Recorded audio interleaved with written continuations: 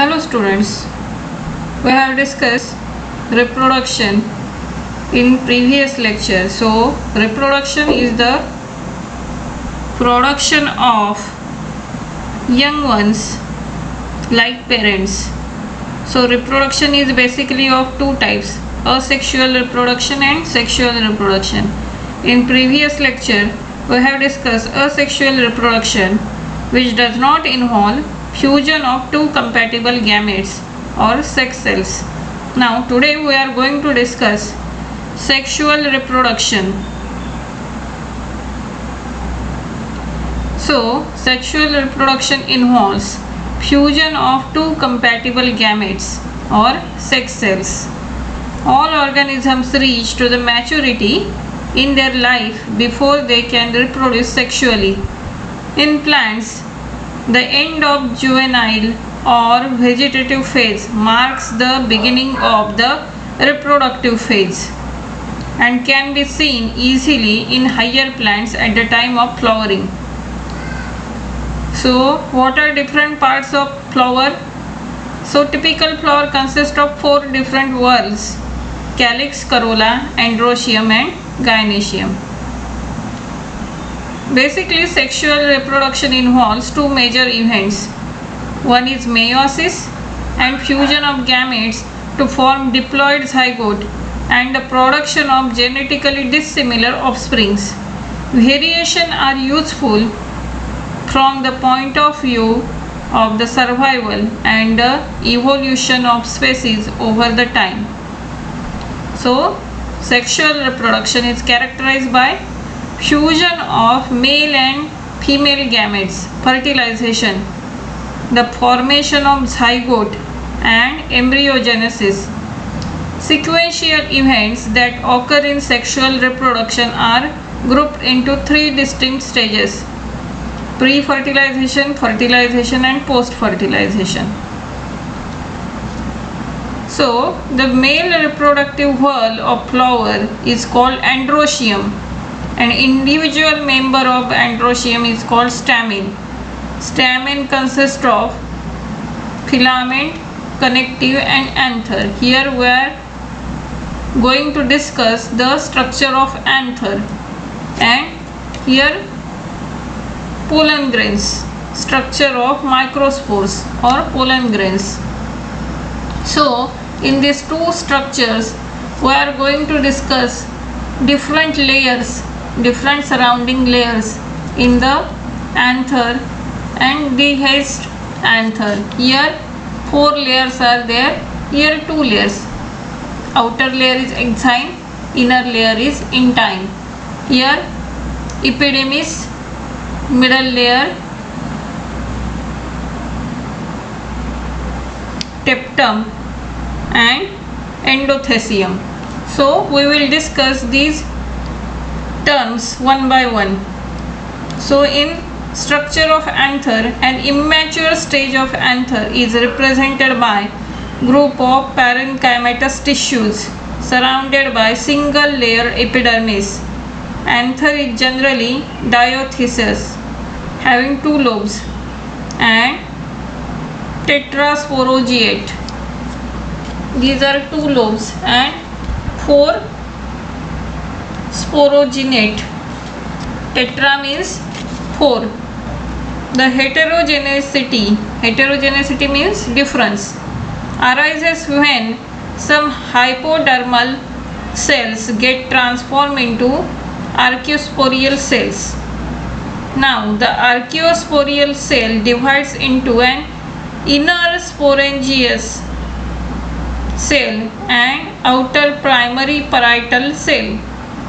Inner cell and outer cell. So sporogenous cell forms sporogenous tissue. This is sporogenous tissue. Is capable of giving rise to microspore tetrad. Parietal cell undergoes division to form anther wall layers. The wall of mature anther consists of four layers. So from where we have to start? archaeosporial cell is the point of initiation, point of start. जो difference आहे तो कशामुळे येतोय, archesporial cell. Now this archesporial cell divides into inner sporogenous cell and outer primary parietal cell. Sporogenous cell and outer primary parietal cell. Now sporogenous cell is responsible for the formation of sporogenous tissue, and outer parietal cell undergoes division to form anther wall layers. Now this wall structure consists of 4 layers: epidermis, endothelium, this is middle layer, and this is tapetum. Now we will discuss these 4 layers one by one. Epidermis is the outermost protective layer made up of tubular flattened cells. Endothelium is a subepidermal layer made up of radially elongated cells with fibrous thickenings.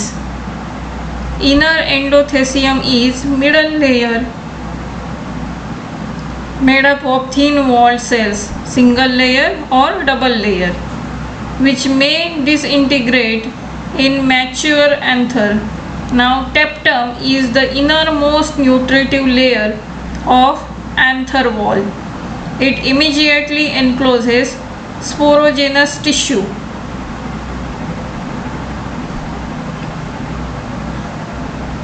What are different parts of archisporial cell? Archisporial cell divided into 2 parts, 2 types of cells: sporogenous cell and outer primary parietal cell.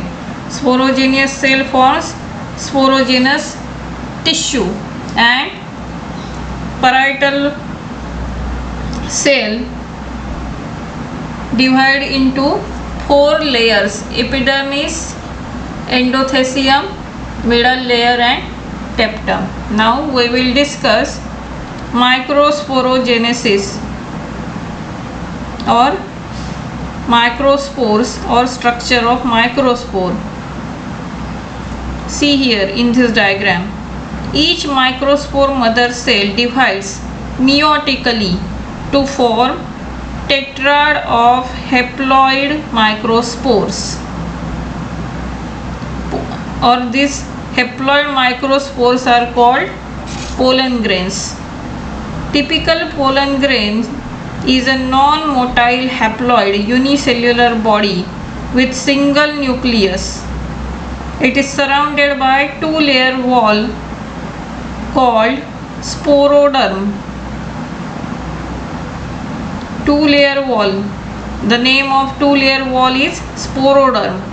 The outer layer is called exine, inner layer is called intine. Now we will discuss how these exine and intine consist of. Exine is a thick and made up of complex non-biodegradable substance. Non-biodegradable substance called sporopollenin. What is the name for substance? Sporopollenin. It may be smooth or with a sculptured pattern. It is resistant to chemicals.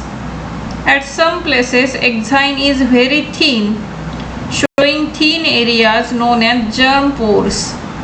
These are meant for the growth of emerging pollen tube. During germination of pollen grain, inner wall layer intine consists of cellulose and pectin. So we have discussed 2 diagrams: transverse section of anther and dehisced anther. So here 4 layers: epidermis, middle layer, tapetum, and endothelium, and here exine and intine. So practice the diagrams. keep studying and keep watching the video. Thank you.